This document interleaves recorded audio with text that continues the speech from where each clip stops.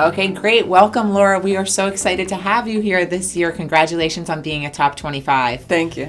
Tell us, who are you and what company did you start, and a little bit about the firm. Okay, well, I started Excel in 1994. We specialize in contaminated property redevelopment and cleanup.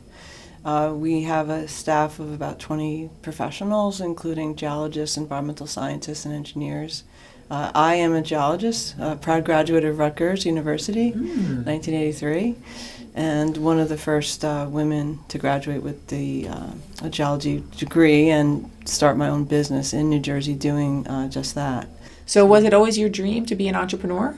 Actually, no. I mean, I was working full-time for about 10 years in the industry, and it's a male-dominated field, as you would imagine, because it's primarily engineering and then also a lot of field activity, which most women, weren't gravitating towards. Yeah. It's not something that you necessarily wake up dreaming to be. But I went to Rutgers for originally just a science background, and I found geology and found that I loved it and that I had a real aptitude for it. So I worked for a number of years, and I just decided that it was not an easy thing to advance as a woman in a male-dominated industry. And I got kind of frustrated and thought, you know what, maybe I can just do this on my own.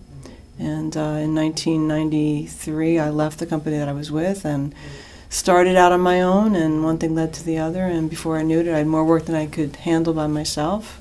So decided I would incorporate, and the rest is history. We've been in business for 22 years. Great. So what do you think some of those keys to success are, if you could narrow them down to one or two keys to growth? Oh, well, I think for me it was definitely persistence. I mean, just to know that you have a vision of how you think the work should be done, and you have a good rapport, being able to speak with clients and still be able to do the work yourself, especially in the beginning. You have to be able to, a jack of all trades, essentially. You have to have a good business sense.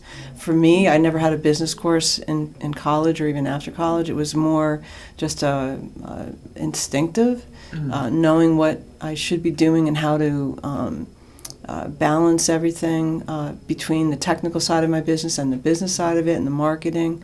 So I think persistence, and then also just learning from every resource you can get your hands on.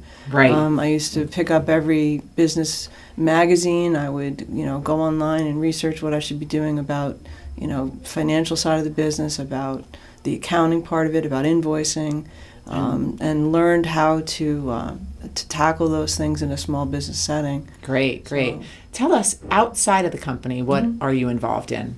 Well, I've for the last many years have been involved in assisting municipalities. One of our major client bases are cities and towns across New Jersey and also in surrounding states, helping them with their contaminated property problems, helping them find resources for redevelopment and cleanup. So I've served on a number of redevelopment teams inside municipalities, and that's volunteering your time to do that because a lot of these towns don't have the resources. That led to serving on a number of boards. I was on the board of Plan Smart New Jersey, which is a planning organization, for several years. And then in 2010 was asked by Governor Corzine at the time to serve on the licensing board for my industry, which is the Site Remediation Professionals Licensing Board. So I've been on that board since 2010. Wow, congratulations. Thank You're a you. busy woman. So celebrating the unstoppable is our theme this year for the recognition event. Yes. Tell us, what makes you unstoppable? Well, I think it's momentum that you've created after 22 years of having a business like ours. You have to continue to grow. That is what now is not stopping me, is the desire and really in some senses the need to continue our business growth plan so that my staff can ultimately take over the business and continue it beyond my participation. Right. So I'm unstoppable because at some point I do want to stop and I need to build a business that will survive and thrive beyond me. And a lot of succession planning involves trying to see if maybe your family wants to get involved, and there's a lot of family business succession planning that's talked about a lot. But in my situation, it's really my staff taking over. We have an employee stock ownership program we put in place.